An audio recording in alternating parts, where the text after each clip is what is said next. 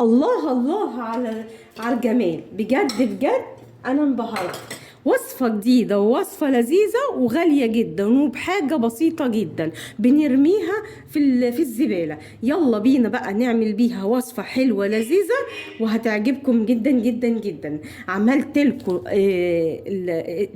فانيليا البرتقال اللي بنروح نشتريها دلوقتي من قشر البرتقانية. قشر البرتقال خدناه وعملنا بيه فانيليا البرتقال وعملنا بيه اسانس البرتقال. يلا بقى لو متحمسة وتتفرجي على الفيديو الجميل اللذيذ دوت، حطي لي اللايك والشير والسبسكرايب علشان يوصلك مني كل جديد يا ست الكل. يلا بينا نخش على الوصفة بسرعة. ودلوقتي بقى يا حبايبي يلا نخش بينا على الوصفة. معايا كده برتقانة، انا هوريكم بس انا عايزه اقشرها ازاي. هنجيب كده برتقانايه وهنغسلها غسله حلوه جدا واهي